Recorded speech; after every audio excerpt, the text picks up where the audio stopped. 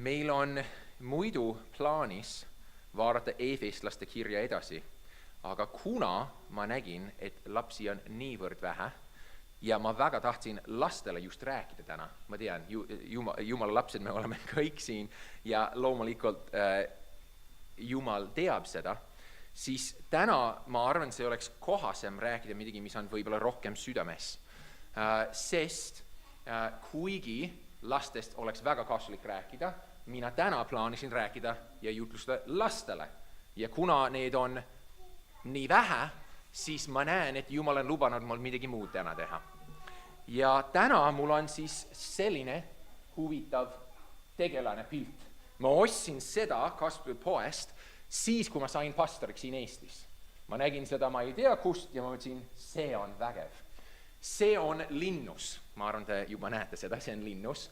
Ja miks on see, et mina tahan alati, et minu silma ees, minu mõtetes oleks see, et Jumal on vägev, tugev linnus. Ma ei taha seda unustada. Ma ei taha kuidagi unustada. Aga nüüd meil on üks huvitav mõte. Jumal on linnus ja kus me elame. Vaat see pidi lapsed olema, aga ma lastest täna ilmselt ei räägi. Vabandust, Liisa, võib-olla pead rohkem aktiivsemalt seal tegutsema. Aga siin meil on probleem. Ma just rääkisin Jaritaga enne teenistust. Hetkel on Iraani ja Iisraeli vastu sõda. Ukrainas on endiselt sõda. Ja nüüd USA on tegelenud ka sõjaga Iraanis. Nüüd meil on suur mure, mis ees ootab. Ma ei tea, kas sul on see, ma tean vähemalt, et mõnel on, aga mis ees ootab? Kas Eesti jääb püsima, kas mina jään püsima, kas ma saan hakkama siin maa peal? Ja ma tahan meid täna julgustada, sest ma arvan, et see kiusatus ei ole ainult siis, kui on sõda, loomulikult sõda võimendab seda, aga see on ka siis, kui asjad ei lähe nii, nagu me tahame. Susanna ja mina proovime müüa oma kodu. Ja ma mäletan, et vahepeal me tundsime nii lootusetust, et mis nüüd appi, mis nüüd juhtuma ei saa müüa. Ja vetsus seina peal, meil on üks väike lipp, mille peal on kirjutatud. Jeremia 17:7. Õndsad on need, kes loodavad Issanda peale, kõik. Ja Susanne ja mina ükskord rääksime seal vetsus olles, et meil on nii raske. Aga ma ütlesin, aga vaatame, mis seina peal on. Me peame lihtsalt lootma Issanda peale. Meil teist valikut ei ole. Õnnis on see, kes loodab Issanda peale. Ja tänud Issandale, see on seal vetsus, mis alati tuletab meile, mismoodi see on. Ja nüüd meil on see. Jumal on lubanud, et ta hoolitseb meie eest. Kas sa teadsid? Ta hoolitseb meie eest. Meil on hetkel Ukrainas vennad ja õed, kes on nii Venemaa osas kui ka Ukraina osas, Krimmi osas ja kõik muu. Ja nemad hetkel peavad leidma, kas nemad usaldavad Issandat. Kui sõda algas, siis seal oli üks seminar Kievi linnas, kus pommitati ja rünnati ja nemad otsustasid, et meie jääme siia ja me aitame teisi. Need pakkusid varjendit, nad pakkusid toitu ja nad hoolitsid teiste eest. Et näidata, et meie Issand kaitseb meid ja ta hoolitseb meie eest. Ta kaitseb ja hoolitseb meie eest. Ja sellepärast ma tahan nüüd, et me vaatame Jeesuse sõna Lukase evangeeliumis 12:22. Lukase 12:22-31. Jeesus ütleb midagi meile, mis meil on täna vaja teada. Meil lihtsalt on täna seda vaja teada. Sest loomulikult sa võid muretseda oma korteri pärast, oma lõputöö pärast. Sa võid muretseda sinu kooli pärast, su vanemate pärast, su elu pärast, su toidu pärast, sõja pärast, lennukite pärast. Iga asi on siin maailmas päris ohtlik ja hirmus asi. Ja see on patu tagajärg. Enne patu langemist kõik oli hea ja nüüd kõik on ohtlik ja hirmus. Me elame maailmas, mis on vaenulik inimeste vastu juba. Ja Jeesus, olles Jumal ja teades kõike, ütleb meile Lukase evangeeliumis 12:22-31 oma sõnas siin. Aga Jeesus ütles oma jüngritele, seepärast ma ütlen teile, ärge muretsege elu pärast, mida süüa, ega ihu pärast, millega rõivastuda. Sest elu on enam kui toidust ja ihu enam kui rõivas. Vaadake kaarnaid. Nad ei külva ega lõika. Seal on mõelda nagu linnud. Nad ei külva ega lõika. Neil ei ole varakambrit ega aita ning Jumal toidab neid. Kui palju enamat väärt olete teie linnudest? Ma ei tea, kas olete tähele pannud, aga talvel linnud jäävad ellu. Ma ei ole näinud, et linnud üldiselt nälgivad talvel. Üldiselt mitte. Ja kui sa lähed kesklinna, need varblased on igal pool ja nad iski, ma ei tea, nad söövad lihtsalt prügi tänaval ja nad saavad hakkama. Ja igal pool linnud ja loomad saavad hakkama. Piibel ütleb, et Jumal isegi toidab lõvisid. Ta hoolitseb iga looma eest, iga detaili eest. Ükskord me oleme metsas ühe sõbraga ja me kõnnisime ja vaatasime, kuidas lehed langesid. Ma olen kasutanud seda näidet kunagi varem. Ja lihtsalt mõtle korraks, see üks surnud leht, mis kukkus puu pealt maha Eesti metsas on väga palju lehti, väga palju puid, miljardeid, võib-olla isegi, ma ei tea, triljoneid on isegi eestikeelne sõna, aga rohkem, kui sa saad lugeda. Ja siin üks lehekene kukub pruunjas, juba surnud, ja Jumal teab täpselt, millal see kukkus, mis vinkliga see kukub ja millal see maandub. Ta teab kõike. Ta teab igat asja. Sinu elus ja minu elus. Ja Jeesus ütleb, vaata linne, nad ei lõika, nad ei külva. Mis on see, nad isegi ei muretse oma toidu pärast. Aga Jumal hoolitseb nende eest. Ja te olete kallimad kui linnud. Ja ma olen kasutanud seda varem, kas sa tead, et sa oled kallim kui lind? Minu lemmiklind on varblane ja ma olen öelnud seda väga palju. Miks? Sest varblane on kõige lihtsam, tagasihoidlikum lind. Ja ta lihtsalt sööb kesklinnas ma ei tea mida. Keegi ei pane ta tähele ja Jumal hoolitseb tema eest. Tema eest. Jeesus jätkab. Ta ütleb niimoodi, aga kes teie seast suudab muretsemisega oma elueale küünra lisada. Küünar on kus sõrmedeni, nii pikk. Kes suudab isegi 1,5 meetrit lisada oma elule, kui ta muretseks? Kui te nüüd kõige vähematki ei suuda, mis te siis muu pärast muretsete? Vaadake lilli, kuidas nad ei ketra ega koo. Meil just oli üks vend siin, kes kuudus nii ilusasti enne teenistus. Nemad ei tee mitte midagi. Nad lihtsalt kasvavad. Aga ma ütlen teile, isegi Saalomon, kogu oma hiilguses, ja Saalomon oli kuningate kuningas selles mõttes kõige rikkam, Saalomoni kuningriigi ajal oli niimoodi, et see ütleb, et hõbe oli nii palju, see oli nagu teekatte. Hõbedad oli nii palju. Missugune Saalomon siis oli? Kas ta kandis kulda? Võib-olla ta rõivad oli kullast tehtud. Isegi Saalomon kogu oma auhiilguses ei olnud nõnda ehitud nagu igaüks neist. Kui aga Jumal nõnda rüütab väljal rohtu, ja ta ütleb väga hästi, mitte lilli, vaid rohtu, ta juba pöörab, see on ainult rohi ka lõpuks, mis täna on ja homme visatakse ahju, ehk põletatakse ära, kui palju enam teid, te nõdra usulised. Ja teie ärge küsige, mida süüa või mida juua, ja ärge olge kärsitud, sest kõike seda tautlevad maailma rahvad, ta ütleb seal paganad. Teie isad ju teab, et teie seda vajate. Pigem otsige tema kuningriiki, siis antakse kõik see teile pealegi. Ära karda sa pisike karjake, sest teie isal on hea meel anda teile kuningriik. See on nii tore, ta ütleb, et me oleme nõdra usulised. Kas sina oled nõdra usuline? Mina olen. Ma leian, et tihti mina lihtsalt ei usu. Tuleb oht, tuleb hirm ja ma lihtsalt ei usu. Ja Jeesus pöördes nõdra usuliste poole, ütleb, ärge muretsege, kui Jumal hoolitseb lindude eest ja lillede eest, siis kui palju rohkem sinu eest. Ma lugesin 2 nädalat tagasi, et Taavet ütleb, et ta on elanud kaua ja ta ei ole kunagi näinud, et õiglane kerjab ja õiglased lapsed kunagi ei pea kerjama toitu. Ta ütles seda psalmides, on ju 2 nädalat tagasi me lugesime seda psalmi. Ja ta ütleb, et kui me oleme tõesti Jumala omad ja me pürgime tema poole, siis Taavet ei ole kunagi oma elu jooksul näinud, et õiglane inimene peaks kannatama selle pärast toidu hätta. Nüüd, minnes tagasi selle vetsu pildi peale, selle lipu peale, siis meil on see, pildi peale vets, on see Jeremia 17. Ja ma tahan, et me korraks vaatame Jeremia 17, sest see on jälle üks koht, kus me näeme jälle meie südameid. Ja Jumal konkreetselt räägib meie südamete kohta siin kirja kohas. Kus minu usk on, kus on minu lootus? Ja ta ütleb siin, Jeremia 17:5-10. Nõnda ütleb Issand, päris karm sõna ka tuleb, neetud on mees, kes loodab inimeste peale, kes peab liha oma käsivarreks ja kelle süda lahkub isandast. Meil on kiusatus nüüd, et on Ukrainas sõda. Meil on kiusatus mõelda, et kui Eestil on ainult 10 000 veel raketti ja suuremad tanke, siis küll me saame hakkama. Meil on kiusatus. Eesti riik ütleb niimoodi. Kui meil on ainult Hamarsir või Himarsir raketid ja mingi muus iganes süsteemid ja need Javelini raketid, siis me saame hakkama.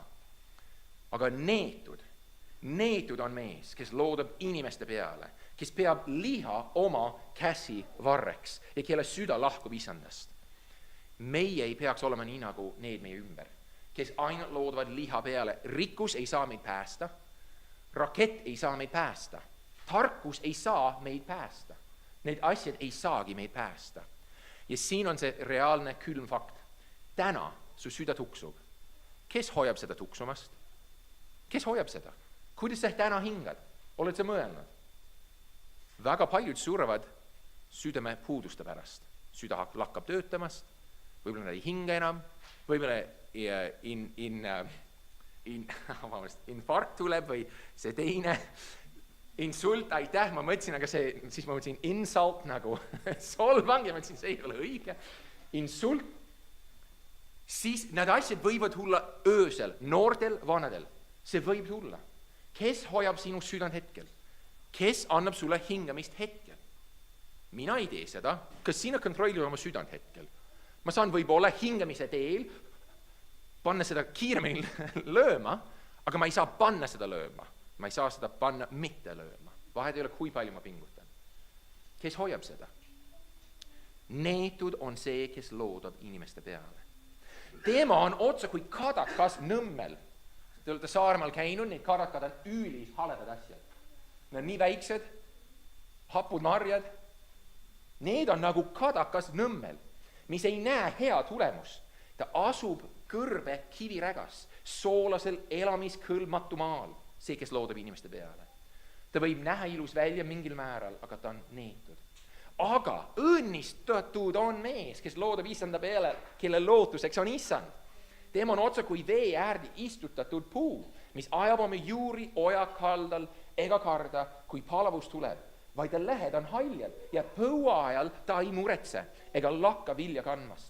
Süda on petlikum kui kõik muu ja äärmiselt rikutud, kes suudab seda mõista. Mina isand uurin südant, katsun läbi neerud, et anda igaühele tema tee kohaselt, tema tegude vilja mööda. Meie süda on, nagu siin ütleb, äärmiselt rikutud. Me iski ei saa enda peale loota. Ma iski ei tea, mis mu süda tahab täna. Kas oled kunagi mõelnud, ma olen rääkinud Disney filmidest, prinsessi filmidest, et nad alati järgib oma südant, mis su süda ütleb. Ja ma olen kasutanud seda näidet, et seal on üks joonistaja Ameerikas, kes joonistas väga head pilti. Üks väike poiss läheb oma ema juurde ja ütleb, ema, ma ei tea, mida teha. Mu elu on väga raske hetkel ja ma ei tea, mis otsust langetada. Ja ema vastab, pojakene, järgi oma südant. Ja poiss vaatab südant ja ütleb, süda, mis ma pean tegema? Ja süda ütleb, patu! Olete näinud seda pilti varem? Sest mida süda tahab? Süda tahab kõik, mis süda tahab. Süda on petlikum kui kõik muu ja äärmiselt rikutud. Minu süda ei ole usaldusväärne mitte mingil juhul. Ühel päeval ma tahan seda, teisel päeval ma tahan seda ja nüüd ma olen kahe vahel ja mitte kumbki ei austa isanda. Süda on petlik ja süda ei saa meid juhtida. Süda ei saagi. Aga kes mõistab südant? 10. salm. Mina isand uurin südant. Katsun läbi neerud, et anda igaühele tema tee kohaselt, tema tegude vilja mööda. Kes on ainuke, kes suudab meid aidata meie südame probleemiga? Jumal. Ja mis Jumal ütleb? Ära looda enda peale, looda minu peale. Vaata linnud, vaata lilli, ära vaata oma südant. Su süda petab. See ütleb vale asja. Mulle väga meeldib see nüüd meie eesmärk on loota isanda peale, sest tema on hea, ta kaitseb, ta teeb õiget. Ta on mäelinnus. Mis me peame siis tegema? Lootma isanda peale, see tähendab see, et kui mul on raske, ma vaikin, ma tunnistan, et Jeesus või Jumal, sina kaitsed mind, sina teed hästi, sina teed seda. Filiplaste 4:8 on väga lahe salm selleks. Filiplaste 4:8 on väga hea. 4:8 ütleb niimoodi. Viimaks veel vennad, mis iganes on tõene, mis auväärne, mis õige, mis mis puhas, mis armustusväärne, mis ülendav ja kui miski on vooruslik ja kui miski on kiidetav, seda arvestage või selle peale mõelge. Nii et kui mul on raske, ma mõtlen Jumala headuse peale, ma mõtlen Jumala ilu peale, ma mõtlen selle peale, mis ta on teinud, sest ta ütleb just eelmises salmis 7 ja Jumala rahu, mis on ülem kui kogu mõistmine, hoiab teie südameid ja mõtteid Kristuses Jeesuses. No mina tahan seda rahu, sest mul on väga raske. No nüüd viimaks veel mõtle heade asjade peale, aga see on veel parem, salm enne, 6, ärge muretsege ühtegi, aga ma muretsen. Ma vaata lilli, aga ma ei vaata linde, ma ei vaata, ma muretsen. Ja ma saan tunnistada, et mul on isiklikult öösel kõige raskem. Ma ärkan keset ööd, ma olen mingi mure, hakkavad rattad keerlema ja ma ei saa välja. Mis ma teen?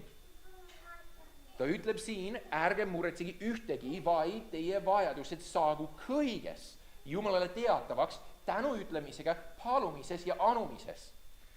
Miks ta ütleb tänu ütlemises? Sest ma arvan, ta point on see. Ma tulen Jumala ette ja ma ütlen, nii palju kartust, nii palju muresid. Aga ma tänan esmalt. Ma tänan sind, et sina näed seda. Ma tänan sind, et sina oled üle kõige selle.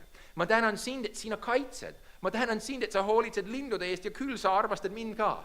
Ma tänan sind, et sa hoolitsed lillede eest ja küll ma olen kallim kui ilus lill või küll ma tänan. Ja mis see tänamine on? See on tänamine selle eest, kes Jumal on, kõige suurem. Sest siis pärast ma pean mõtlema, mis on tõene, auväärne ja mis on kõige imelisem asi, mille peale sa võid mõelda. Jumal. Nii et tänu ütlemisega ma ütlen, Jumal, ma tänan sind. Loomulikult ma toon oma probleeme, aga selle raamestiku sees, et Jumal on see, kes saab aidata, kes saab mind lohutada. Ja isiklikult ma tean, ma arvan, et kõik olete tundnud, kui on suur raskus, ja te saate lihtsalt tänada teda selle eest, kes ta on, siis te leiate suuremat rahu. Kui meil oli raske ja me rääkisime ja me vaatsime, õnnis on mees, kes loodab Issanda peale, me mäletame, Issand saab aidata. Me unustasime, Issand saab aidata. Siis see on see, mis loeb, see on oluline, et ma loodan Issanda peale. Väga hea koht, üks kuulus pastor ütles niimoodi, mina ei muretse, tore, tema ei muretse, ta ilmselt on rohkem robot kui keskmine inimene, sest mina küll muretsen, aga ta ütles niimoodi, mina ei muretse sellepärast, et Psalm 121 ütleb midagi. Vaatame Psalm 121. Ta tsiteeris Psalm 121. Ja Psalm 121 ütleb niimoodi.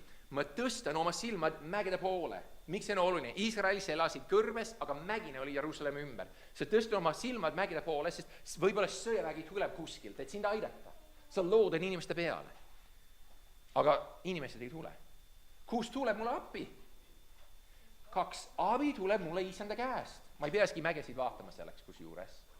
Ma võin iski silmad kinni hoida teades seda. Kes on teinud taeva ja maa, ei ta lase su jalga vääratada, ei su hoidja tukku. See on nii imeline, ta ei tukku. Vaata, ei tukku ega jää magama see, kes Iisraeli hoiab. Issand on sinu hoidja, Issand on su varjaja. Su paremal käel. Päeval ei pista sind päike ega kuu öösel. Issand hoiab sind kõige kurja ees. Tema hoiab sinu hinge. Issand hoiab su minemist ja su tulemist nüüd ja igavesti.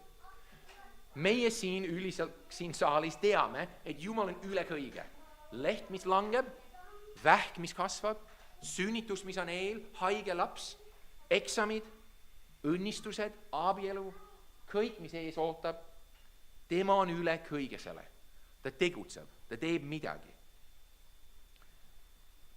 Ta hoiab meie minemist ja tulemist igavesti. Ja mis on see imeline fakt? See üks jutlus, ta ütles niimoodi. Mina ei muretse, sest keegi on see, kes ei tukku ega jää magama. Ja ainult üks mees peaks üleval olema öösel, nii mina lähen magama, sest küll ta aitab. Ja mul on see harjumus Susannaga mitte iga õhtu, aga tihti ma ütlen palves õhtul koos. Isand, me ei suuda seda kanda, me ei suuda öösel seda kanda, me peame magama minema nüüd. Sina tegutsed ja me jätame sinu hoolde. Ja siis me heidame magama. Ja see on ikka raske, ma saan öelda, isiklikult mul on ikka raske. Tihti ma ikka ärkan öösel ja ma ikka hakkan mõtlema, muretsema. Minu kõige parem asi on see, et ma tulen siis voodist välja ja ma hakkan palvetama. Lähen voodi äärde või diivani äärde, hakkan palvetama. Siis ma loen piiblit. Mõnikord uni ikka ei tule, aga vähemalt mure enam ei ole. See on tore. Aga me peame kandma kõik tänu ütlemisega ja anumisega Jumala ette. Kui see on öösel või päeval, ja siin on see imeline asi, ta kuulab nüüd ja õhtul ja öösel. Ja ta ei tukku nagunii, sa ei pea muretsema, võib-olla sa äratad ta üles, sest ta kuulab. Ja tema ei tukku. Ja ta on see, kes kaitseb. Ta on see kaitsja. Mõni psalm hiljem, 127, ütleb väga hästi edasi. Nad võib-olla on nagu vend ja õde, need psalm 121 ja psalm 127. Ja siin on see tõeline küsimus. Mis ma saan teha, mis on lahus Jumalast kristlasena? Mis ma saan? Vastus on mitte midagi. Sest ta on seal. Psalm 127 ütleb, kui isand ei ehita koda, tühja vaeva näevad siis ehitaja temaga. Kui isand ei hoia linna, siis valvab valvur ilma aegu. Sul võib olla. Kui kellegi, ma ei tea, kas teine maailmasõda üldse huvitab teid siin, aga minu jaoks on teine maailmasõda nii huvitav. Ja Itaalia on üks huvitavamaid näiteid. Itaalia läks Etioopia vastu. Etioopilased olid põhimõtteliselt oodadega ja Itaalia ikka kaotas teise maailmasõjaga püssidega Etioopia vastu. Etioopia siis hoidis oma iseseisvust. Itaalia oli maailmasõja ajal, teise maailmasõja ajal, kõige halvem sõjavägi. Vahet ei ole, kui palju sõdurid, kui palju püsse, nad kaotsid põhimõtteliselt igat asja. Nad olid lihtsalt tõeliselt halvad. Ja minu jaoks on alati imelik, kuidas? Etioopia vastu või? See on nagu ameeriklased hetkel sõdiksid mingi hõimu vastu, mis seal on džunglis ja kaotaks. See ei ole arusaadav. Sest kui isand ei ehita koda, tühja vaeva näevad siis ehitaja temaga. Kui isand ei hoia linna, siis valvab valvur ilma aegu.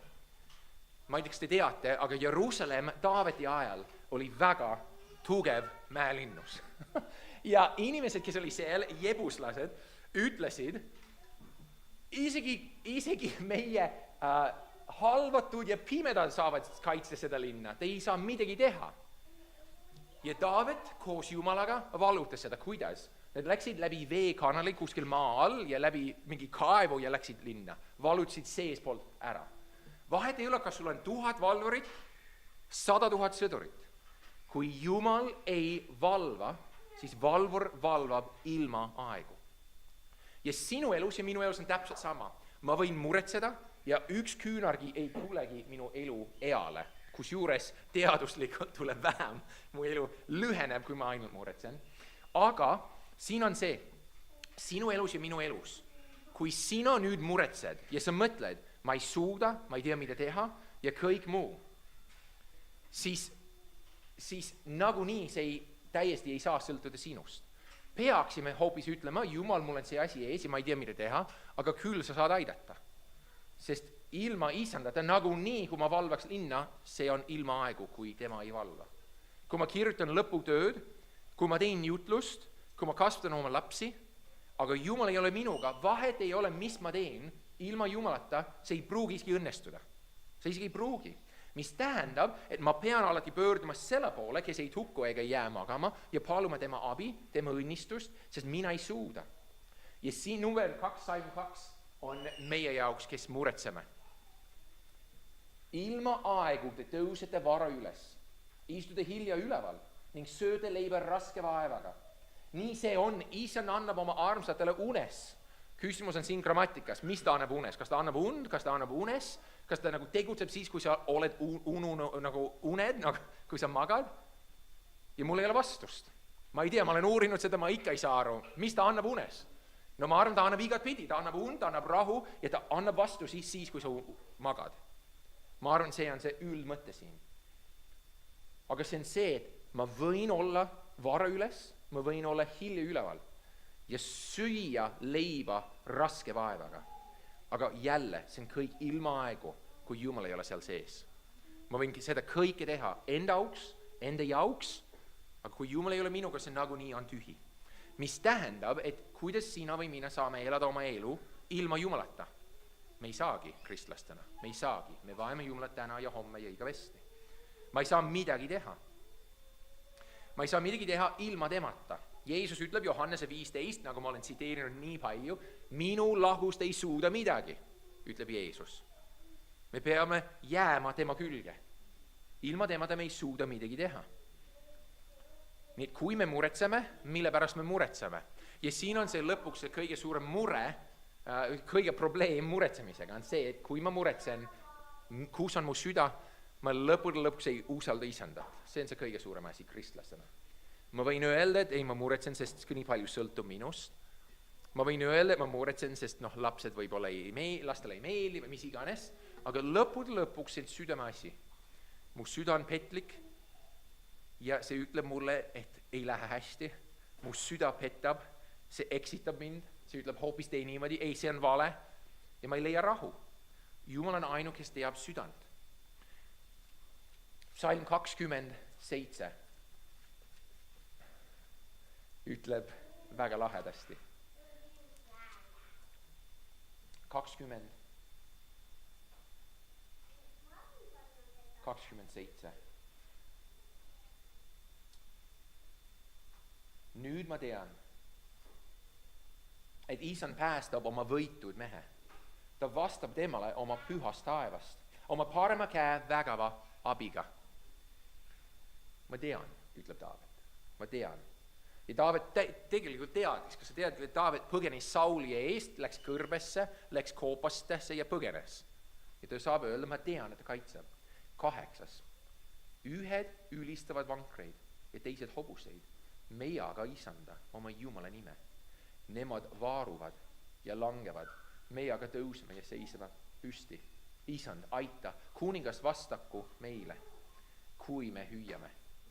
Seal on tõlkides erinevad ühed loodavad vankrite peale. Ja minu jaoks meie ühiskonnas on see suurem. Kas Iraanil on tuumapomm? Kas Venemaa ründab Eestit? Kas me loodame siis inimeste peale? Kas ma loodan Eesti riigi peale minu päästeks? Kas ma loodan, et USA tuleb, NATO tuleb, vähemalt Eesti on NATOs? Ja võib-olla NATO ka hävib. Võib-olla NATO annab Eesti üle Venemaale. Võib-olla me ei tea. Me ei tea. Ja sellepäraski muretsemine ei saa aidata, sest muretsemise lõpp on lõpmatu. Sa võid alati muretseda rohkem muresid juurde. Sest mis siis, kui Eesti president hoopis saab venelaseks ja kodanikuks ja siis ta müüb Eesti? Mis mõte see on ju? Kas mured ei ole ebaloogilised? Ja sellepärast mured on mured, sest nad on nii ebaloogilised üldiselt, sest me ei saa lahendada neid. Me muretseme asja ees, mida me ei saa lahendada. Sellepärast paljud kristlased kasutavad selliseid loosungi, mis ütleb enam-vähem niimoodi, et jätta neid asju, mis ei ole minu kontrollis Jumalale, ja teen neid asju, mis on minu volis. No enam-vähem, kui mina suudan midagi täna teha, ma teen, aga kui ma ei suuda, ma ei saa midagi nagunii teha. Ma jätan lihtsalt isanda hoolde. Kas ei ole lihtsam öeldud kui tehtud? Minu jaoks ka. Aga siin ta ütleb nii hästi, ühed ülistavad või loodavad vankrite peale, teised hobuste peale, aga meie isanda peale, oma Jumala nime. Lõpuks kõik võib olla seal. Jälle, teise maailmasõja näide. Nagu ma olen öelnud, mulle meeldib teine maailmasõda, mitte sündmusena, see oli väga halb, aga ajalooliselt ülihuvitav. Stalin, rauamees või terasemees või mis iganes, mis ta eesti keeles võiks olla. Stalin oli väga vägev mees. Kõik kartsid Stalinit ja ta oli väga kuri mees. Kõik kartsid Stalinit. Kui ta ütles, see oli seadus ja kõik pidi tegema. Kas te teate, kuidas Stalin suri? Ta oli kogu riik tema sõrme all. Ta sai tappa, keda ta tahtis, ta sai päästa, keda ta tahtis. Ta oli nagu kuningate kuningas selles riigis. Ta oli diktaator. Kas te teate, kuidas ta suri? Ta oli enda toas, ta oli insult, ta vist kukkus põrandale ja kõik kartsid teda nii palju, keegi ei läinud sisse vaatama, mis toimus. Ta suri. Ja mu point on see, et sa võid olla kõige vägevam, kõige suurem ja isegi sina ei saa päästa ennast ja su riik ei saa sind päästa. Ja vahed ei ole, kelle peale sa vaatad. Suured juhid ja muud. Riik ei saa sind päästa, keegi ei saa. Kui Jumal on kutsunud, siis Jumal kutsub. Kui surm on tulnud, siis surm on tulnud. See nii lihtne see on. Ja miks ma naersin on see, et ma võtsin ühe Aesopi lühiloo, ma ei tea, kas Aesop. Ja ta ütles niimoodi, üks vana mees oli juba küüru läinud ja ta tõstis mingi suure raskus, aga ta ei suutnud, ta ütles, tulgu siis surm. No loomulikult me ei usu kristlasena, et surm on tegelane. Aga siis tuli tegelane. Skelet tuli ja ütles, sa kutsusid mind, mis sa tahad? Ja mees ütles, palun tõsta seda raskust.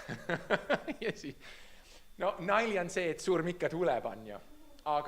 Aga keegi lõpuks ei taha seda. Aga surm on alati meie mingi nurga taga. Alati mingi nurga taga. Ja ta ei pruugi tõsta sinu raskust su eest. Surm on iga nurga taga. Ja kui me mõtleme surma peale kui tegelane, skelet, siis on küll pilt, et Jumal ütleb, et ta saad oma surma ingli, põhimõtteliselt ta saadab surma ka Egiptuse maale paasapüha jaoks. Ja sellel ajal oli niimoodi, et paasapühal Egiptus oli vägev riik. Vaaro oli vägev ja Jumal ütleb, et ma näitan, kui vägev mina olen, selle läbi, et ma hävitan sind. Ja siis ta saatis neid 10 nuhtlust. Ja 10 oli iga esimese sündinu surm. Ja lõpuks juudid pidid tapma talle ja panema oma vere oma ukse ümber piitsade ja muu peale. Ja meie jaoks see on meie ainuke lootus. Mõned usaldavad või loodavad vankrite peale, aga meie loodame Jeesuse peale. Ma tean, et minu elu on hoitud Jeesuse poolt surmas ja elus täna. Ma ei ole kaugel temast, ta ei hülga mind ja ta ei saada mind minema. Ta on minuga. Ja tema on see imeline uks minu ümber, mitte ainult uks, millest sisse ma lähen, aga mu kaitse, see veri ukse peal. Ja tema on see ainuke päästa, ainuke lootust meie jaoks täna. Ainuke. Ja nüüd mul on küsimus isiklikult. Aga mis me teeme nüüd? Sest mõned ustavad, surevad ootamatult. Hea näide on jälle Jim Elliot, ma rääkisin temast eelmine nädal, et ta suri džunglis noorena, kuulutas evangeeliumi. Mis me ütleme sellise kohta? Jumal, miks sa ei kaitsnud Jim Ellioti? Ta oleks võinud nii palju vägevamaid tegusid tegema sinu nimeks. Miks sa ei kaitsnud teda? Ja 157 ütleb meile. Ma olen rääkinud minu sõbrast, DJ, kes lõpetas oma õpinguid ja ta ütles, ma just vaatasin umbes 2 nädalat tagasi tema lõputunnistust, mis ta rääkis kantslist meile teiste tudengitele ja ta ütles Filipplaste 1.21, minu jaoks on elu, Kristus ja suremine kasu. Ja ta ütles, ma alati ütlesin, et ma suren või ma teen oma seminari õpinguid või ma suren selle pingutudes, selle saavutides. Ja ta ütles, ma peaaegu olen surnud selle pärast, aga siin ma olen. Ja siis, kui ta võttis oma lõpudiplomi lava pealt ja ta kõndis alla, ta oli nii suur infarkt, et ta suri hetkega. DJ. Keegi ei teadnud, mida teha. Ja siis pärast seda sündmust kõik rääkisid seminaris, et DJ sai oma lõpudiplomi ja sai oma igavese diplomi Jeesuse käest kohe samal hetkel. Me ei tea, me lihtsalt ei tea ja me ei saa muretseda selle pärast. Me ei saa muretseda, et mis siis, kui sõda tuleb, mis ma teen oma lastega, mis ma teen oma eluga, mis ma teen kogudusega. Me ei saagi, me ei tea. Võib-olla ei tule sõda, mitte kunagi enam Eestisse, me ei tea. Aga 57 ja 157 ütleb, õige sureb, aga ükski ei võta seda südamesse. Ja vabad mehed koristatakse ilma keegi märkaks. Keegi ei mõista, miks see õige sureb, miks DJ pidi niimoodi surema, miks Jim Elliot pidi niimoodi surema. See oli üks veel huvitav näide. Üks blogija Kanadast Tim Chalice, kirjutas, kui ta poeg suri, ta poeg oli 19-aastane, mängis mingi pallimängu oma sõpradega, kukkus pikali ja suri, infarkt, 19 aastat vana. Ja see oli küsimus, mis toimus? Ta tahtis teenida isandat kogu oma eluga, ta tahtis pastoriks saada, ta õppis juba seminaris.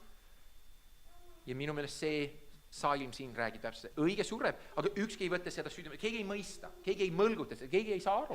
Ja vagad mehed koristatakse ilma, keegi märkaks, kuid õige koristatakse õnnetuse eest. Ta läheb rahusse, oma voodites hingavad need, kes on käinud sirget teed.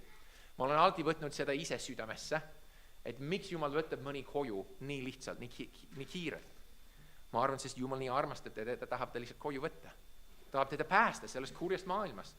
Ma arvan, see poiss, kes suri 19-aastasel, see Tim Chalice'i poeg, ilmselt lihtsalt Jumal nii hoolitses tema eest, et ei tahtnud, et ta satuks mingi olukorda, mis oleks rikkunud teda kuidagi. Päästis siis kurjast maailmast ära. Ja nagu ma lugesin juba Filipplaste kirjas, aga Filipplaste Psalm 18:2 ütleb: Isand on mu kalju, mu mäelinnus ja mu pääst ja mu Jumal on mu kalju. Kus ma pelgupaiga otsin, mu kilp ja abisaar, mu kõrge varjupaik. Me ei peaks kunagi otsustusi langetama kartuses, vaid me oleme need, kes oleme usuinimesed. Ma usun, et Jumal teeb, ma usun, et Jumal aitab, ma usun, et Jumala plaanid on head. Ma usun, et see on ilus. Ja ma olen kasutanud jälle seda näidet nii palju, aga kus Susanna läks haiglasse 2 aastat tagasi suvel borrelioosiga. Me päriselt mõtlesime, võib-olla ta sureb. Ja me mäletan, me mõlemad nutsime ja jätsime natkene hüvasti. Susanna, kas me ei teinud seda? Natkene jätsime Jumalaga. Vähemalt minu südames ma küll hoidsin seda niimoodi. Et ma loodan, et ma näen teda uuesti. Aga see oli väga hirmus hetk. Aga isand, sinu teed on õiged. Sinu teed on head. Ja nii see on meie jaoks.